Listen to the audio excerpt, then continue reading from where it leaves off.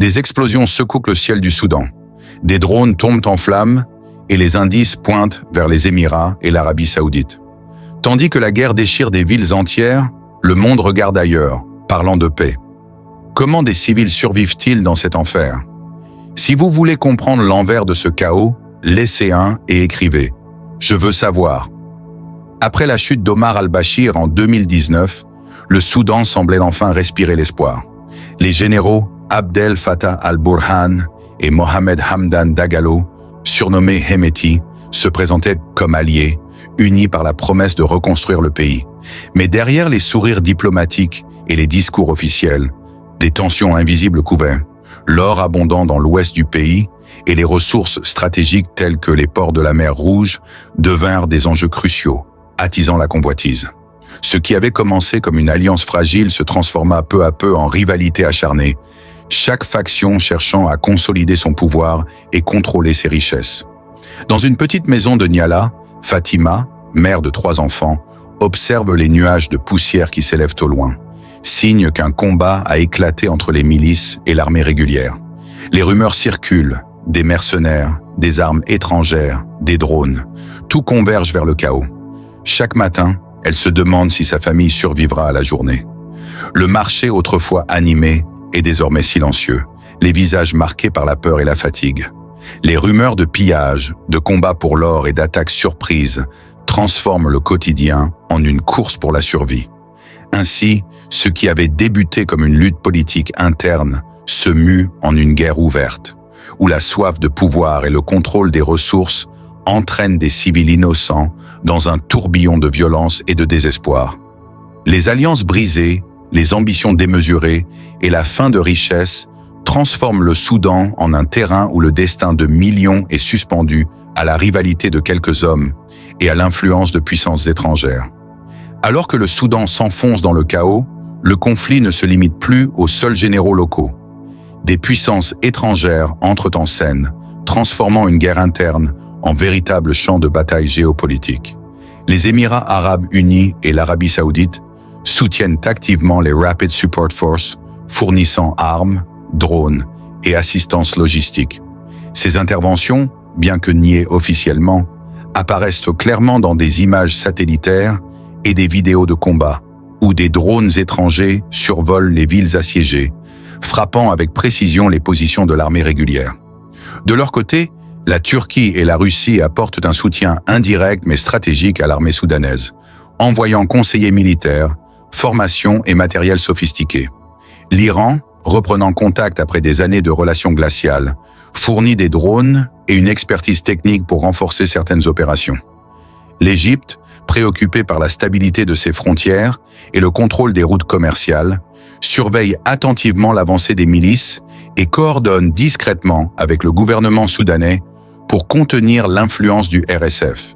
Dans un village proche de Port-Sudan, un convoi de camions transportant du matériel militaire étranger est intercepté par des habitants terrifiés. Les hommes du RSF, soutenus par des armes étrangères, chargent le convoi pour sécuriser leur contrôle sur la région. Chaque livraison, chaque conseil stratégique des puissances étrangères amplifie la rivalité et fait basculer le conflit dans une guerre par procuration où le sort des civils devient secondaire. Ainsi, le conflit soudanais n'est plus seulement local.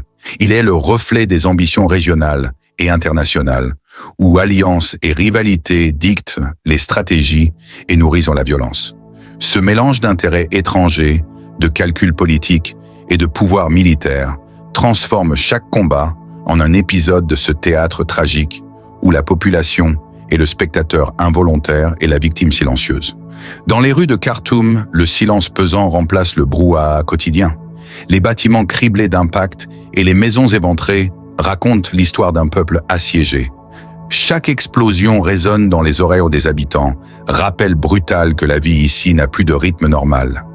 Fatima et ses enfants fuient chaque matin à la recherche d'eau, de nourriture, de sécurité, traversant des quartiers où les cadavres de voitures calcinées et les débris de maisons détruites sont devenus des repères. Les vivres sont rares, les hôpitaux débordés et les cliniques improvisées à peine équipées pour soigner les blessés. À Niala, des familles entassées dans des abris de fortune se partagent en quelques sacs de riz et d'eau. Leurs yeux reflètent la peur et l'épuisement. Certains ont perdu leurs proches dans les bombardements, d'autres ont vu leurs maisons réduites en cendres. Les enfants jouent au milieu des ruines, ignorant encore l'horreur qui les entoure. Mais chaque jour apporte son lot de dangers, maladies, famine et absence de soins médicaux. Des milliers de réfugiés tentent de fuir vers des zones plus sûres, empruntant des routes désertes et dangereuses, parfois sous le feu des combats ou la menace de milices armées. Chaque pas vers la sécurité est une épreuve. Chaque visage croisé un rappel du coût humain de cette guerre. L'eau devient un trésor, la nourriture un luxe et la survie un combat quotidien. Ainsi, tandis que les puissances étrangères se disputent le contrôle du territoire et des ressources, ce sont les civils qui paient le prix le plus lourd. Le Soudan n'est plus seulement un pays en guerre, c'est un enfer à ciel ouvert, où chaque jour, la vie de millions d'innocents est suspendue aux décisions de généraux et de puissances lointaines, éloignées de la souffrance qu'elles entretiennent. Dans une salle sombre, au cœur de Khartoum, des cartes sont étalées sur une grande table. Autour, des généraux soudanais et des diplomates étrangers discutent à voix basse, pesant chaque mouvement, chaque livraison d'armes. Les routes commerciales, les ports de la mer Rouge et les mines d'or deviennent autant de pions dans un jeu complexe où le véritable enjeu dépasse largement le conflit local. Les Émirats arabes unis et l'Arabie saoudite scrutent chaque avancée du RSF pour sécuriser leur accès aux ressources stratégiques, tandis que la Turquie et l'Iran calculent comment accroître leur influence en soutenant l'armée régulière. Au fil des discussions, chaque geste révèle un calcul précis. Lors de Darfour, les ports vitaux pour l'exportation et les corridors de commerce deviennent des leviers de pouvoir. Les alliances se font et se défont selon l'intérêt du moment, transformant la guerre soudanaise en un théâtre où les puissances du Golfe, la Russie et même des acteurs occidentaux jouent leur rôle, souvent en coulisses. Chaque drone livré, chaque missile utilisé n'est pas seulement un acte militaire, mais une déclaration silencieuse de force et de contrôle économique. À l'extérieur, les civils ignorent ces manœuvres, mais ressentent leurs effets. Les bombardements, les coupures de routes et la pénurie de ressources montrent comment les ambitions géopolitiques lointaines dictent le quotidien des habitants. Les stratégies diplomatiques se mêlent aux campagnes médiatiques, chaque puissance cherchant à façonner l'opinion internationale et à légitimer son rôle. Dans ce mélange de diplomatie, d'intérêts économiques et de rivalités régionales, le Soudan devient le reflet d'un monde où la guerre n'est jamais isolée. Chaque combat, chaque décision est un mouvement calculé dans une partie qui dépasse largement ses frontières et où le prix à payer reste toujours celui des innocents, pris au piège dans ce labyrinthe de pouvoir et de manipulation.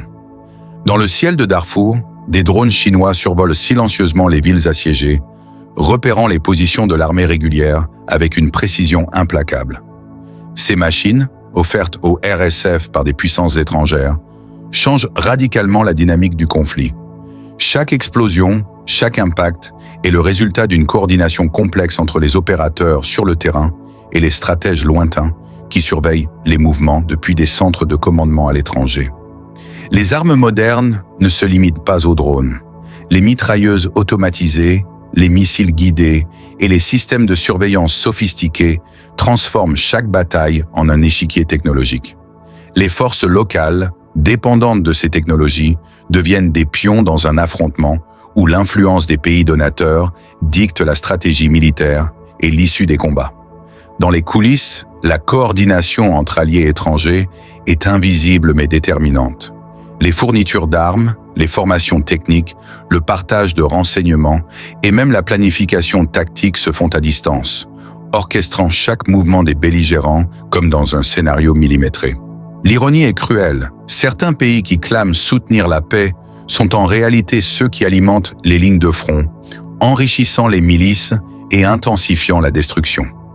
Sur le terrain, les civils regardent ces machines tomber du ciel avec terreur, incapables de se protéger.